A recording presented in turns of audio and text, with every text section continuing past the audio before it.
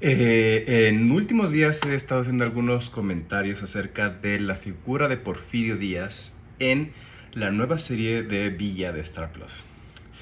Y lo he comparado con otras series donde ha salido este personaje. La verdad es que es un personaje, como todos sabemos, que es controvertido, que a veces es el héroe, a veces es el villano, no sabemos cómo encontrar este punto medio. Es un personaje con muchos claroscuros, con grandes aciertos, pero también con grandes errores. Es un personaje indispensable para entender el siglo XIX en México y por supuesto para entender el inicio de la Revolución Mexicana. Aquí el punto es, y lo dije en los videos, es cómo se representa a este personaje. Y el personaje de Porfirio Díaz durante muchísimo tiempo fue el del dictador, pero un dictador villanizado, llevado al extremo, casi una caricatura. Lo he dicho en los últimos 10 años, cada vez que presento un libro y me toca hablar del personaje. Parece que durante mucho tiempo la figura de Díaz, como se enseñaba en las escuelas y en documentales de hace medio siglo, lo que hacían era obviar su pasado militar, hacerlo aparecer poco antes de la muerte de Juárez para tener esta confrontación con él en el plan de la Noria, y por eso tantas personas creen que Juárez y Díaz nunca fueron amigos, aunque fueron amigos casi toda su vida. De ahí, en algunos casos, sí se habla del Lerdo de Tejada, y en otros simplemente lo hacen asumir el poder a la mala y mantenerse ahí eternizado durante los 34 años que duró el porfiriato, donde se cuenta que todo fue tan negativo que finalmente estalló la Revolución Mexicana. Esta es la versión que retoma la serie de Villa. Es una versión arcaica, es una versión que ya no corresponde a la realidad que se cuenta en las escuelas y que hay en los libros, tanto en los ensayos, en los libros de la academia, como en las novelas, ¿no? Para más referencia yo Díaz. Pero es una versión muy simplista de quién fue Díaz. A ver, se entiende que hace 50 años, cuando se produjo el carruaje, y Maximiliano y Carlota, bueno, en el caso del carruaje, pues claro, Maximiliano y Carlota representaban ese papel de villanos, planos, caricatura, que tenía que funcionar así para que Juárez fuera el héroe del carruaje.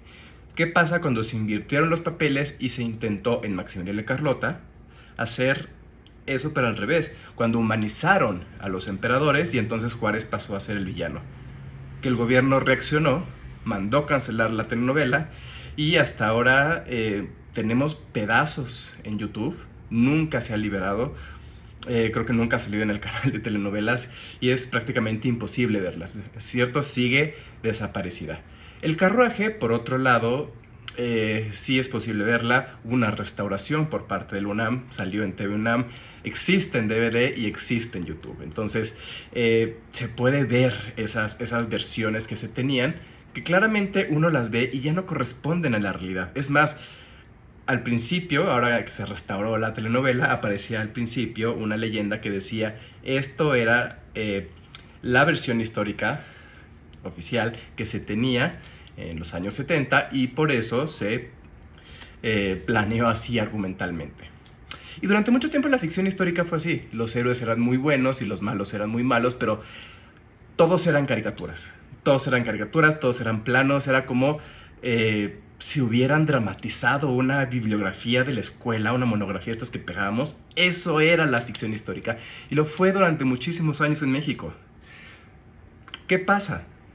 Empiezan a llegar nuevas formas de hacer historias, y entonces tenemos algo que se llama Senda de Gloria. Senda de Gloria cuenta parte de la Revolución Mexicana, está protagonizada por López Tarso, es muy buena en el sentido de que los personajes no son caricaturas, los personajes históricos a veces están de acuerdo, a veces no, se enfrentan, se discuten ciertas ideas.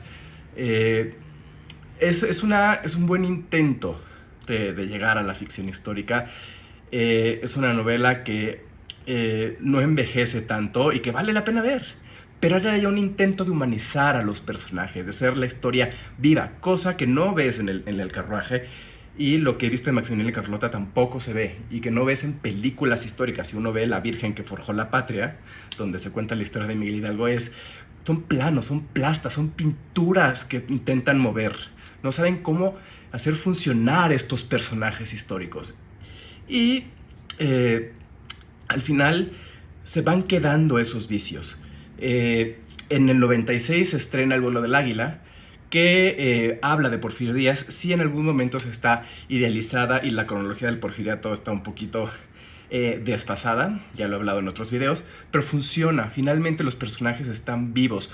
Juárez está vivo, Díaz está vivo, Lerdo de Tejada también, que es un Lerdo de Tejada también cuando de repente villanizan tanto a Díaz, se pierde el Lerdo de Tejada, ¿no? Hablan de esta figura de transición entre Juárez y Díaz que fue tan importante. Aquí sí está Lerdo de Tejada, sí está Madero, hacen apariciones fugaces porque ya es al final de la vida de Porfirio, Carranza, Zapata y Villa. Y funcionó. Fuera de que los valores de producción quizás ya estén un poco avejentados y que no haya envejecido tan bien, la verdad es que funcionó y funcionó bien. Y si uno la ve, se interesa por la historia porque está bien escrita y está bien actuada, y uno puede fácilmente ir a cualquier lugar en internet o a cualquier ensayo académico y ver esto funcionó, esto no funcionó. Eso está bien. Yo creo que el siguiente gran intento que se hizo fue Gritos de Muerte y Libertad. Gritos de Muerte y Libertad se hizo para el Bicentenario de la Independencia. Son 13 capítulos que generalmente están enfocados en un personaje. Vemos a una Josefa que se pelea con su esposo. Vemos a un Hidalgo iracundo que se pierde en este frenesí de locura que cuando pues, inicia la independencia, pues el poder lo enloquece. Sí lo vemos. Todo eso lo vemos. Hablamos del hijo de Morelos, hablamos de un montón de cosas. Mi único pero a esa serie es que no se le da la importancia a Iturbide y entonces aparece al final. Bueno, no lo vemos tanto negociar la independencia, se pierde el primer imperio, pero en general está bien, y está bien hecha, y los valores de producción son buenos y está bien escrita, y una vez más podemos humanizar a los personajes. Ha habido otros intentos que son no tan buenos, que fue la continuación de Gritos de Muerte y Libertad, que fue El Encanto del Águila, donde de plano sí no supieron qué hacer con la revolución, y entonces fue de chile, mole y pozole. La escritura está muy desigual y por eso los personajes son muy desiguales, no hay una coherencia entre ellos, pero fue un intento medianamente decente que yo creo que al final cae. Hay otras cosas que no tienen ni pies ni cabeza, no hay ni cómo ayudarlos. La de 5 de mayo y el baile de los 41, ni históricamente ni argumentalmente funcionan, tienen una cantidad de errores históricos, los personajes históricos son plastas. En el 5 de mayo ni siquiera sale Porfirio Díaz. El baile de los 41 tuvieron que inventar una sarta de tonterías para que al final Porfirio Díaz fuera también una caricatura. O sea, mal, o sea, son dos ejemplos de lo que no se debe hacer con ficción histórica. Si no puedes manejar a tus personajes históricos, si no puedes humanizarlos, de verdad, no lo hagan. De verdad, no. Y tener escritoras como Mónica Revilla que la caga una y otra vez y le siguen dando trabajos históricos, de verdad, yo no sé de quién es amiga, por no decir otra cosa. Pero pues eso es lo que pasa. Eso es lo que pasa con estas ficciones históricas chafas. Cuando tienes que con la ficción histórica se tiene que apoyar más en la ficción que en la historia, fracasa, porque no sabe qué hacer con los personajes y entonces termina volcándose en las monografías, termina por ser estos personajes aburridos. Le da miedo, a los escritores les da miedo tomar estos personajes y de verdad usarlos correctamente, humanizarlos, hacerlos vivos, que de verdad el espectador pueda sentir un tipo de relación o empatía con estos personajes. Y al final es lo que le pasa a Villa. La serie de Villa empieza con esta monografía de Porfirio Díaz, donde una vez más él es el villano, el gran villano, se muere Juárez, desaparece por completo el Lerdo de Tejada, como si esos años nunca hubieran existido.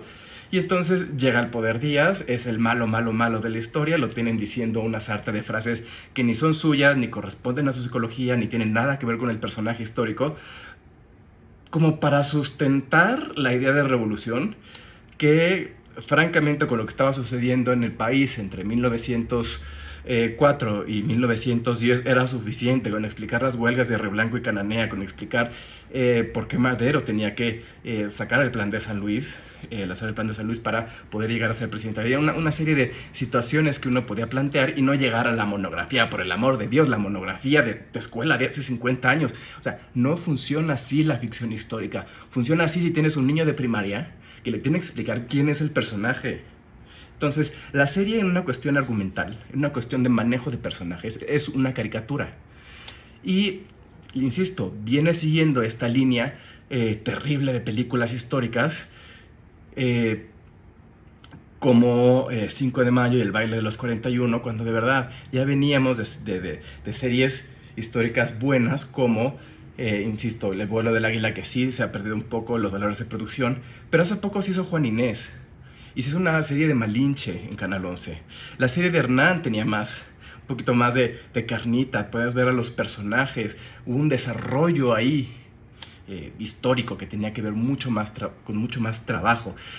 Pero Villa no, Villa le hace falta tanto eso, le hace falta tanto guión, le hace falta tanta historia, que al final cae. Entonces, yo creo que hay mucho que trabajar en ficción histórica, pero sí, siempre que vean un personaje así, plano caricaturizado, huyan, porque entonces se van a dar cuenta que es un producto, tanto en serie o televisión, o incluso libros, que finalmente va a tender a la ficción y no a la historia. Y la ficción histórica, pues finalmente es dramatizar una investigación, es traer la historia al presente y es crear empatía entre los personajes que son parte de los libros de historia y nosotros. Entonces yo creo que Villa fracasa, yo creo que el baile de los 41 fracasa, yo creo que 5 de mayo fracasa. Vamos a ver qué hace la película de los niños héroes y vamos a ver si podemos ver algo. He platicado con algunos de los actores por redes, me da confianza lo que me han contestado, al menos aparece Miguel Miramón, lo cual se agradece, y pues vamos a ver, obviamente lo comentaremos aquí en el canal, y pues déjenme aquí abajo qué opinan de todo esto que les acabo de contar, y nos vemos en el próximo video.